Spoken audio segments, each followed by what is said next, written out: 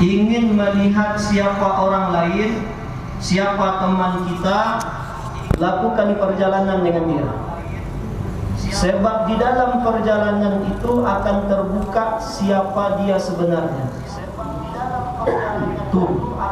Oleh karenanya Umar bin Khattab juga menyampaikan bahwa seseorang belum disebut teman sampai engkau pernah melakukan perjalanan bersama dia. Kenapa begitu?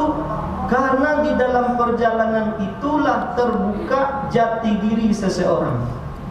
Oh ya pernah Ustaz, apa kiro kawan apa Ustaz, ada salah sangku apa selamu kok bah kawan apa.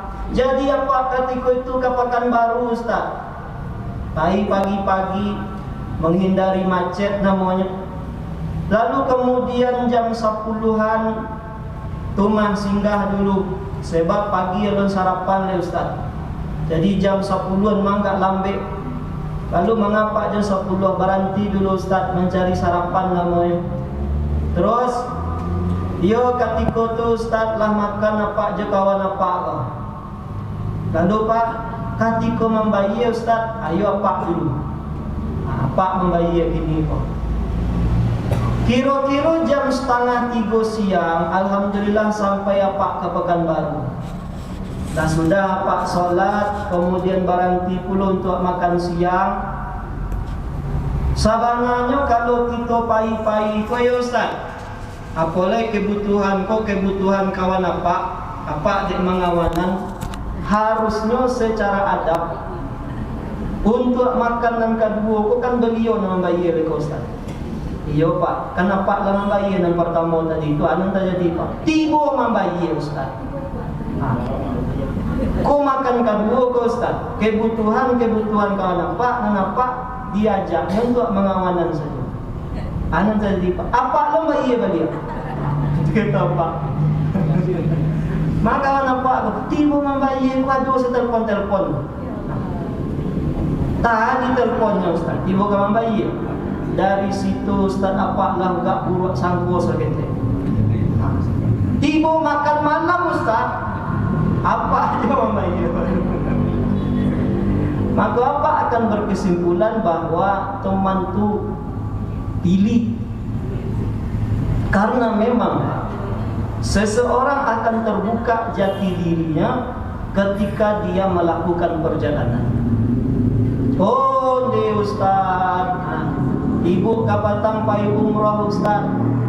Pai umroh ibu iyo. Ibu bakawan-kawan pai umroh kami saja Ustaz. Jadi Ustaz, ketika ibu di dalam perjalanan umroh kau Ustaz, anan terjadi ibu bakawan sakamar Ustaz. Ju jamaah di Ansarullah ju. Tu Bu, jadi ibu kau Ustaz, kurangnya yang tak bisa bahasa-bahasa kau Ustaz. Tak bisa ibu bahasa-bahasa kau.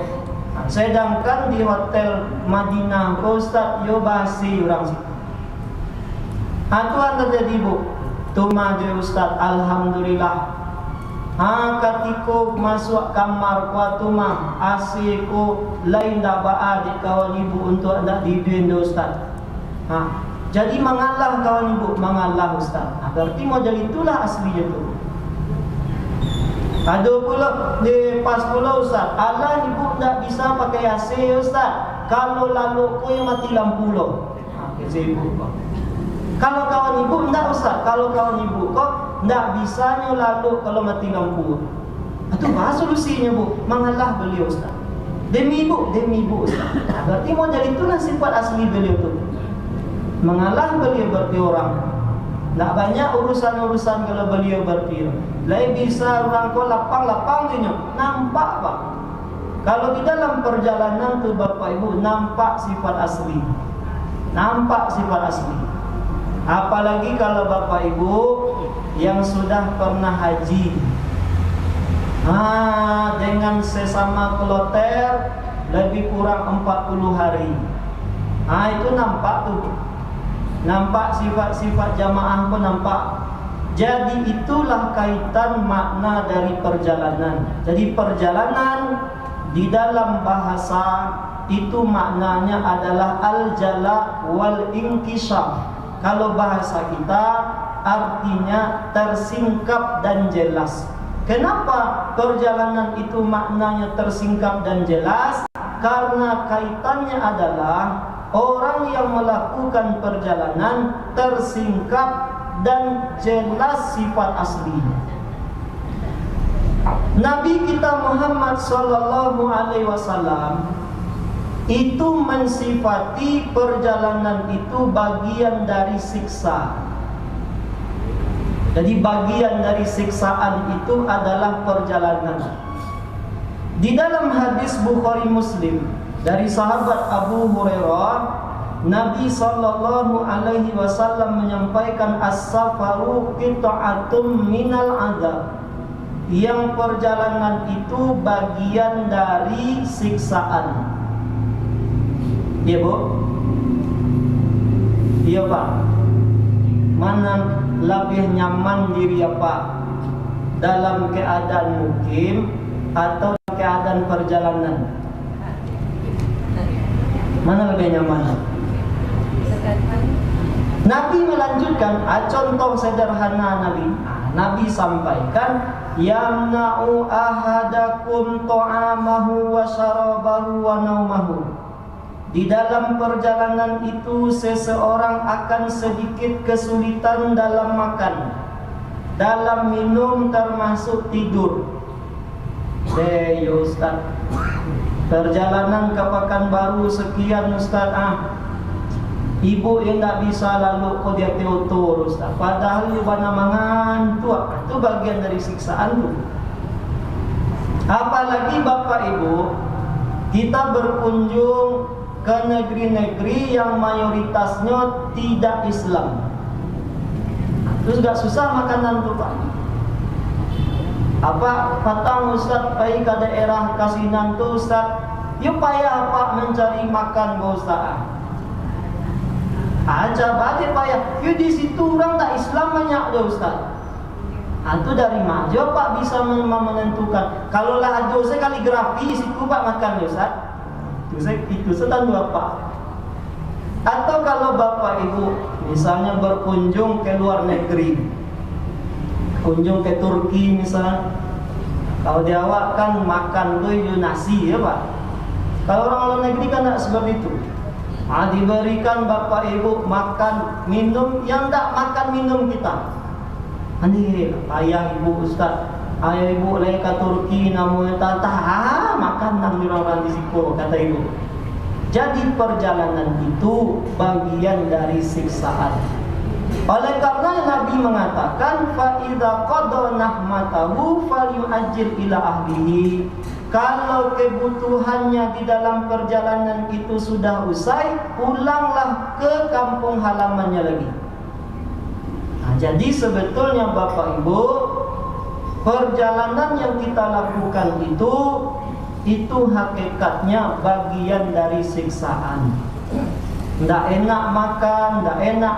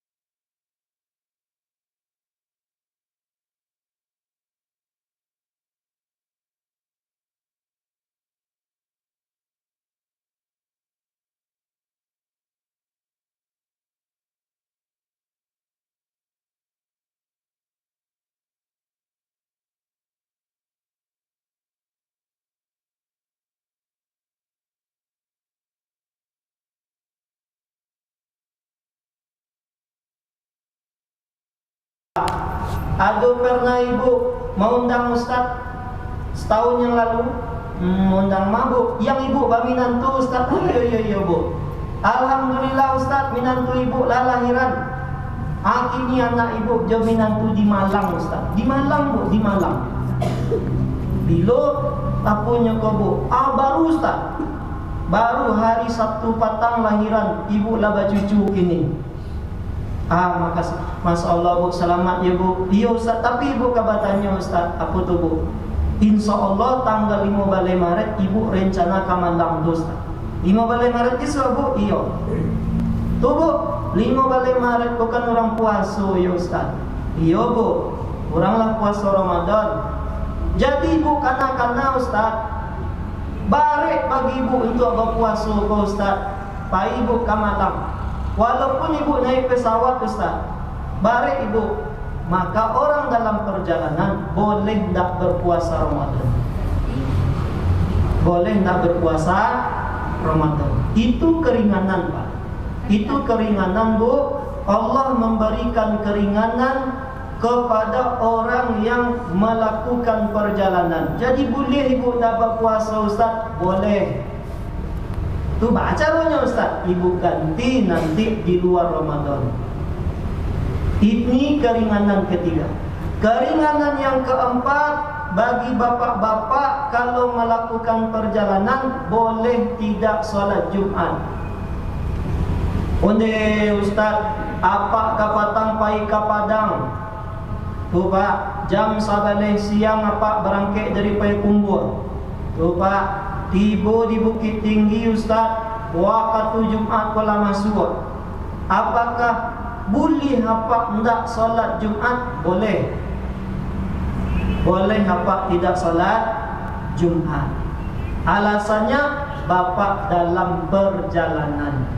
Jadi orang yang di dalam perjalanan, khusus bagi bapak-bapak, boleh untuk tidak solat Jumat. Jadi kewajiban Jumat adalah bagi orang yang mukim. Orang musafir diberikan pilihan, Jumatan silahkan, tidak Jumatan pun boleh. Itu kalau Pak nggak Jumat acara oleh kau Ustaz, subur apa? Zuhur. Ini keringanan keempat. Keringanan yang kelima namanya boleh memakai khuf. Khuf ini tidak ada diamalkan orang Indonesia umumnya, karena cuaca di tempat kita memang tidak terlalu membuat seorang menggunakan khuf. Khuf itu Bapak Ibu, dia seperti kaos kaki yang terbuat dari kulit. Ini biasa digunakan orang Arab kalau musim dingin. Jadi kalau seseorang di dalam perjalanan, dia boleh memakai khuf lebih kurang selama 3 hari. Maksudnya bakal khuf. Bapak Ibu bayangkan sajalah kaos kaki, tapi kaos kaki itu kulit. Kalau seseorang menggunakan khuf sebelum itu dia berwudu, misal Bapak melakukan perjalanan, Bapak wudu dulu. Setelah berwudu, Bapak kemudian memakai khuf namanya. Lalu dilakukan perjalanan ke Padang. Lalu batal wudu Bapak. Untuk salat zuhur, ketika Bapak ingin berwudu lagi, maka khuf ini boleh untuk tidak dibuka. Itu baca rohnya Ustaz. Wudu seperti biasa, tiba di khuf cukup diusap bagian atasnya. Ini bapak-bapak, ibu, seperti yang kami sampaikan, mungkin selama hidup Bapak belum pernah memakai khuf nih Pak. Ya Pak? Belum ya Pak? Nah, nanti Bapak Ibu silakan baca-baca tentang khuf dan apa bentuknya setelah kajian ini. Jadi yang mayoritas kita itu 4 kemudahan tadi. 4 keringanan: mengqashar salat, menjamak salat, boleh untuk tidak puasa Ramadan, dan bagi bapak-bapak boleh untuk tidak Jumatan. Sekarang kita bahas satu persatu. Sampai jam berapa Pak? Ayo Pak, insya Allah kalau lah mencari-cari jam apa ibu nanti bantian lah. Ayo Bu. Baik Bapak Ibu, kita bahas satu persatu, yaitu mengqashar salat. Kita dudukkan ini serinci-rincinya. Bapak Ibu, kami yakin semua kita sangat dan sudah populer mendengar istilah qashar salat. Dan bahkan mungkin bertahun-tahun setiap kita melakukan perjalanan itu kita sudah mengamalkannya. Pada momen subuh ini, pagi ini, kita akan bahas ini dengan lebih rinci. Nanti akan banyak kasus-kasus di dalam persoalan qashar salat. Pertama Bapak Ibu, Ustaz, apa itu qashar? Allah Subhanahu wa taala menyebut istilah qashar di dalam surat Al-Fath ayat 27. Apa firman Allah surah Al-Fath ayat 27? La tadkhulunnal masjidal haram insyaallahu aminin. Kamu benar-benar akan masuk ke dalam Masjidil Haram dalam keadaan aman. Muhallibina ru'usakum, mencukur rambut kepala, wa muqassirina la takhafun, dan memendekkan rambut sedangkan kamu tidak merasa takut. Jadi makna dari qashar itu adalah memendekkan. Qashar artinya pendek. Di dalam hadis Bukhari, di dalam kitab haji, Nabi pernah berdoa, Allahumma arham al-muhalliqin. Ya Allah, turunkanlah rahmatmu bagi mereka yang membotakkan kepala. Ya Pak, ini Nabi berdoa, Ya Allah, curahkanlah rahmat kasih sayangmu bagi orang-orang yang membotakkan kepala. Apa maksud membotakkan kau Ustaz? Berkaitan dengan tahallul. Setelah kita umroh ataupun haji, ada namanya tahallul, halal yang haram tadi.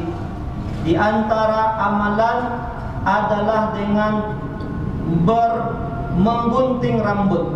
Dan Nabi menyampaikan, Ya Allah, curahkanlah rahmat bagi orang yang membotakkan kepala. Lalu para sahabat bertanya, wal muqassirin, bagaimana kalau orang itu hanya memendekkan sedikit saja Nabi, tidak sampai botak? Lalu Nabi berdoa lagi, Allahumma arham al-muhallikin. Ya Allah, rahmatilah orang-orang yang membotakkan kepala. Lalu sahabat bertanya, wal muqassirin, kalau pendek sedikit Nabi? Lalu Nabi doa lagi, Allahumma arham al-muhallikin.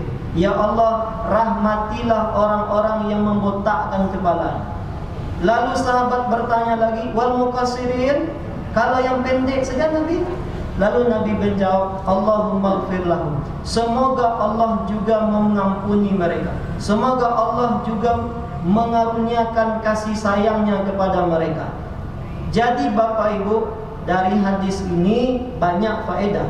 Faedahnya diantaranya adalah bagi bapak-bapak, apabila dia tahallul, maka yang lebih utama adalah botak. Meskipun boleh gunting sedikit. Karena dulu apa-apa kau nak nyium botak. Pak nak nyium botak Ustaz, batu. Mau dia apa kalau botak kau Ustaz? Belum pernah lagi kecil apa? Boleh, silakan. Namanya bapak muqassirin. Gunting sekolah seketik Ustaz, gunting sekolah seketik Ustaz. Jangan sampai colak Ustaz, jangan sampai ya. Dulu siapa? Tapi di dalam keutamaan, orang yang botak lebih utama dibandingkan orang yang memendekkan. Jadi maksud dari qashar adalah memendekkan. Kalau kaitannya dengan salat, maknanya adalah memendekkan jumlah rakaat. Jumlah rakaat dipendekkan kau Ustaz. rakaat yang 4 menjadi 2. Jadi salat-salat yang dikosor hanya salat-salat yang berjumlah 4 rakaat. Berarti ini berlaku di dalam salat isya, di dalam salat zuhur, dan di dalam salat asar. Jadi salat-salat itulah yang dikosor. Tidak ada ceritanya mengkosor salat di salat subuh. Tidak ada. Kalau tiba apa kau tagaklah balik, tiba di i'tidal, Assalamualaikum warahmatullahi wabarakatuh. Baliklah salam apa kosor subuh Ustaz. Tidak ada cerita. Yang subuh Bapak Ibu tetap 2 rakaat. Begitu pula maghrib. Tidak ada ceritanya salat maghrib itu 1,5 rakaat.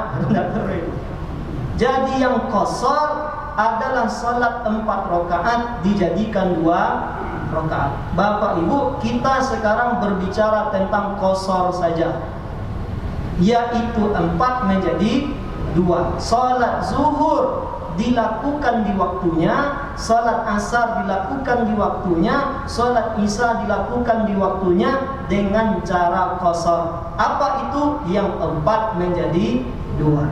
Sekarang timbul pertanyaan, Ustaz, sebenarnya di zaman kini kok ya Ustaz?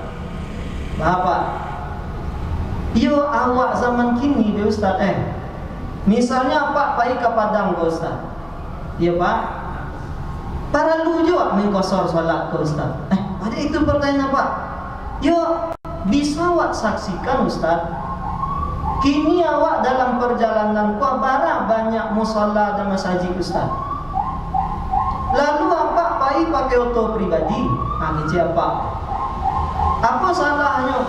Tiba waktu zuhur salat apa? Tiba waktu asar salat. Dapat pakai auto pribadi. Para lujo apa mengkosor salat kok? Kan itu banyak Bapak Ibu kita dengar zaman sekarang. Nah, jawabannya kita akan sebutkan Bapak Ibu 4 pendapat ulama tentang apa hukumnya kita mengambil kosor salat yang Bapak tanyakan tadi. Nah, aja zaman kini kau Ustaz, masjid banyak apa pakai auto pribadi belumnya? Tidak pakai auto, mau apa Ustaz? Singgah sepak dulu. Mengawak kamu kosor-kosor salat. Masih ada yang seperti itu. Apa hukumnya? Jadi Bapak Ibu, para ulama ada 4 pendapat. Nanti kita simpulkan dari 4 ini. Yang pertama adalah Imam Abu Hanifah. Menurut Imam Abu Hanifah, mengkosor salat itu kalau dalam perjalanan hukumnya fardu ain. Jadi kalau Bapak ke Padang, salat zuhur masih 4 rakaat, berdosa Bapak. Oke Pak? Oke Bu? Ulangi. Menurut Imam Abu Hanifah, mengkosor itu wajib hukum kalau kita dalam perjalanan. Jadi kalau ada orang dalam perjalanan, salat asarnya masih 4 rakaat, berdosa dia. Karena mestinya dia salat asarnya 2 rakaat. Karena kosor hukumnya fardu ain. Ini pendapat pertama. Pendapat yang kedua adalah pendapat sebahagian ulama Syafi'iyah. Apa itu? Mengkosor salat atau mendirikan salat itu sempurna 4 rakaat, kedua-duanya wajib dan silahkan dipilih. Namanya hukum itu wajib mukhayyar namanya. Namanya Pak, wajib mukhayyar namanya. Jadi mau salat sempurna itu wajib juga 4 rakaat. Salat qasar itu wajib juga, silahkan pilih dari 2 wajib ini. Itu pendapat sebahagian Syafi'iyah. Ini pendapat kedua. Jadi terserahlah mana yang nyaman saja. Mau salat 4 rakaat ini juga wajib. Mau salat dijadikan qasar 2 rakaat ini juga wajib. Bapak pilih sajalah antara 2 wajib ini. Ini pendapat kedua. Pendapat yang ketiga Bapak Ibu, pendapatnya Imam Malik dan pendapat dari mazhab Hanabilah, mengatakan bahwa qasar itu hukumnya sunnah. lebih baik solat itu sempurna. Jadi kalau misalnya bapak melakukan perjalanan, bagus sempurna lagi. Yang qasar itu sunnah hukumnya. Bapak ambil, bapak ada pahala. Kalau tidak diambil, tidak ada masalah. Ini pendapat ketiga. Pendapat yang keempat, kebalikan dari pendapat ketiga. Apa? Mengqasar itu lebih baik dibandingkan melakukan salat sempurna ketika kita dalam perjalanan. Nah, dari empat pendapat ini Bapak Ibu, yang lebih kuat adalah pendapat yang keempat, yaitu kalau kita di dalam perjalanan mengqasar salat itu lebih baik, lebih bagus diambil dibandingkan kita melakukan salat secara sempurna. Pertanyaannya, kenapa? Kenapa? Karena ada dua alasan. Alasan yang pertama adalah bahwa Rasulullah tidak pernah melakukan salat secara sempurna 4 rakaat ketika beliau melakukan perjalanan. Jadi Nabi itu Pak, kalau melakukan perjalanan selalu qasar. Ya, kalau Bapak Ibu tanyakan, diadulah ya Bu. Ya Pak, kan ada tadi, Ustaz, awak kini kan aju oleh Ustaz, kapadang awak, masjid banyak, musola banyak, surau pun banyak. Dan apa Ibu, painya tu pakai auto pribadi. Apa lo kok, solat selawat sempurna banyak Ustaz. Ndak awak ambil qasar qada. Coba Bapak Ibu renung-renungkan. Kalau dipikir-pikir Pak, Bu, mana lebih mudah untuk mendirikan salat? Awak zaman kini dengan kondisi yang apa sampaikan tadi, baik ke Padang, pakai auto pribadi, masjid banyak, musola banyak. Atau Nabi, mana lebih mudah kira-kira Bu? Mana lebih mudah Pak? Kalau awak melakukan perjalanan Pak, Nabi melakukan perjalanan pula di zaman beliau. Sama-sama melakukan perjalanan. Dan apa sampaikan, kalau kini Ustaz, masjid banyak, musola banyak, surau banyak, apa ibu bayar pribadi? Nah, coba Bapak renungkan, mana yang lebih mudah sebetulnya, Nabi kah atau kita? Kalau Nabi tentu pakai unta ya Pak. Nah, mana lebih mudah Bu? Nabi dengan ontanya atau awak dengan unta awak? Mana lebih mudah Pak?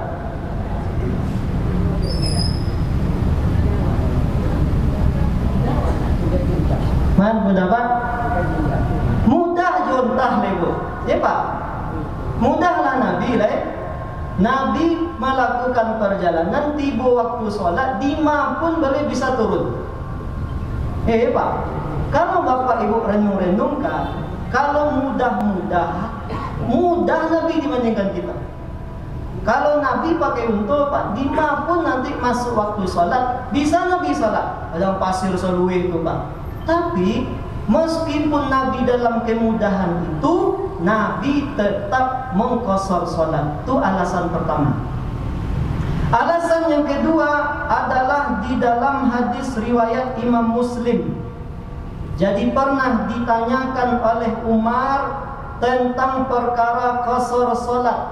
Lalu Nabi SAW menjawab, sadaqatun tasaddaqallahu biha alaikum faqbalu sadaqatah. Yang qasar itu adalah sedekah dari Allah, maka terimalah sedekah Allah itu untukmu. Nah, pokoknya kadang adalah apa-apa, apa qasar sih Ustaz, kau sedekah mah sombong lah, kau nak terima sedekah kau, akan itu lo kecil apa?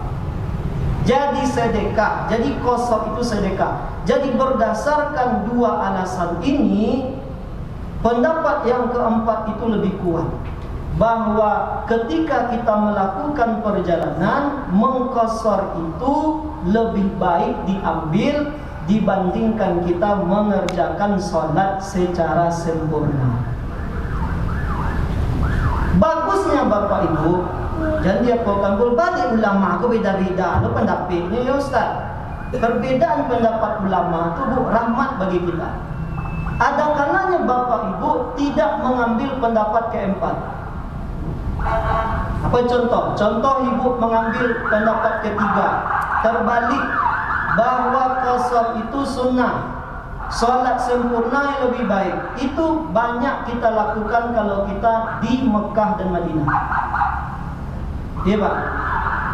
Kan ada Pak, Allahu Akbar, Allahu Akbar, azan di Madinah. Ayo Pak, solat kita oleh Pak.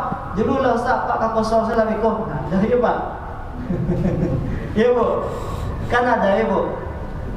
Ibu waktu solat di Masjidil Haram diajak ibu, ya bu, salat ya bu, Ustaz dulu lah Ustaz. Ibu tak ke Masjidil Haram tu Ustaz, ibu kosong sajalah di sikop. Enggak. Kau enggak ibu lakukan bu? Karena ibu dalam perjalanan kan ya ibu. Itu menandakan Pak. Jadi pendapat-pendapat ulama itu rahmat sebetulnya. Jadi tidak selamanya pula kalau ketika kita katakan tadi yang pendapat keempat qasar itu lebih utama dibandingkan solat wajib. Kalau kita umrah, tidak itu pendapat kita ambil. Apa kita ambil pendapatnya? Yang mengerjakan sempurna lebih utama dibandingkan yang qasar. Itu menandakan bu perbedaan pendapat ulama itu sebetulnya rahmat bagi kita. Nah jadi di dalam ranah kita yang sekarang ini kita ambil kesimpulan dulu. Kalau kita di Indonesia tidak dalam umrah dan haji, yaitu mengqasar salat lebih bagus diambil dibandingkan salat sempurna. Dalam catatan kita tidak terikat dengan orang mukim. Maksud Ustaz Waalaikumsalam, tidak terikat di orang mukim. Maksudnya bu, ketika ibu sampai di masjid, contohnya di Silayang, ada masjid di situ sebelah kiri warna putih.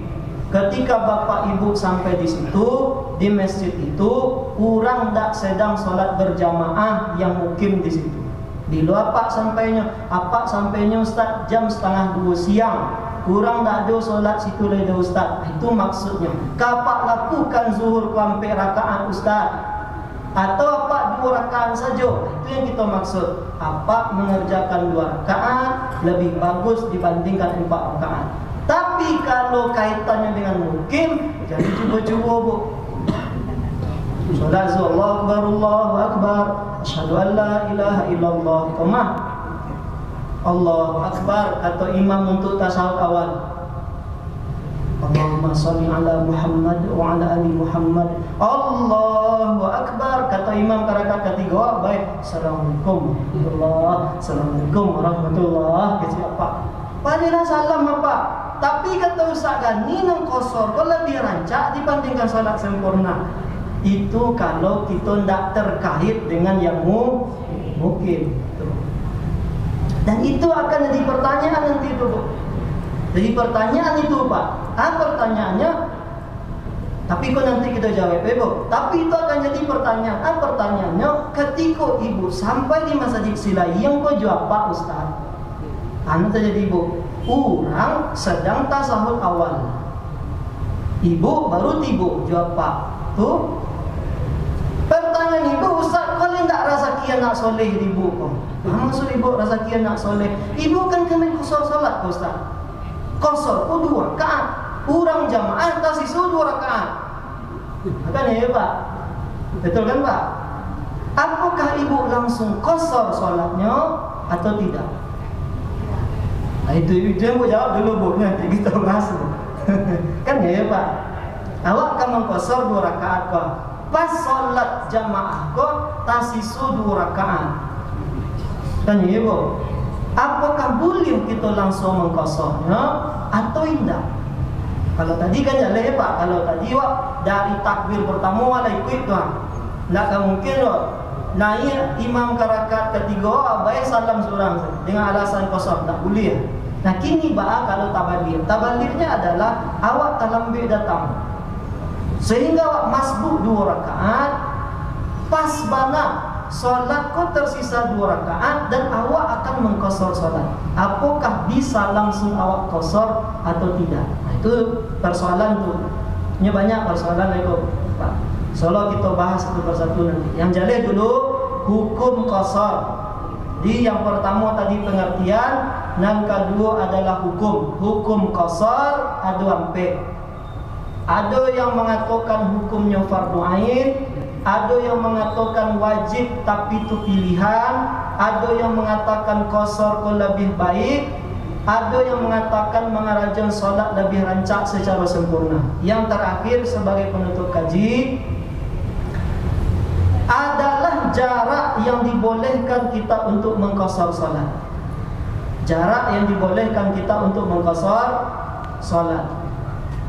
Kesimpulan saja Bapak Ibu, jaraknya adalah 16 farsakh atau dikilometerkan 85 km. Ini saja dipatokkan Pak. Selama perjalanan 85 km sah untuk mengqasar salat. Perjalanan di bawah itu tidak dikosor salat. Jadi tidak ada awak mengkosor salat perjalanan Payakumbuh Bukit Tinggi, tidak. Dan perjalanan itu sekali perjalanan. Aja nanti dituang pula. Pak lah sudah kosor Ustaz. Lah sudah Pak kosor. Itu iya dia Ustaz dari kuat ke Padang Panjang Pak. Padang Panjang Payakumbuh tu 50-an tu Ustaz. Padang Panjang balik ke Payakumbuh balik lah 50, kalah 100 itu Ustaz. Tidak pulang balik. Nya sekali perjalanan. Hitungannya itu sekali perjalanan.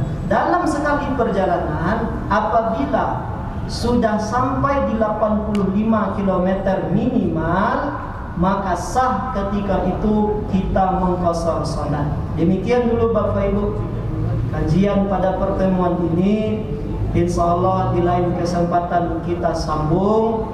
Kita simpulkan dulu apa yang kita bahas pada subuh ini. 3. Yang pertama adalah safar. Safar itu yang pertama dulu musafir punya 5 keringanan. Apa keringanan kalau kita dalam perjalanan? Mengqasar salat, menjamak salat. Ingat bahasan Bapak Ibu baru qasar. Kita tidak berbicara tentang jamak, hanya qasar saja. Kemudian yang ketiga, boleh tidak puasa Ramadan. Bagi bapak-bapak boleh untuk tidak Jumatan. Dan yang kelima, boleh memakai khuf. Poin yang kedua adalah makna dari qasar. Makna dari qasar itu tersingkap atau jelas.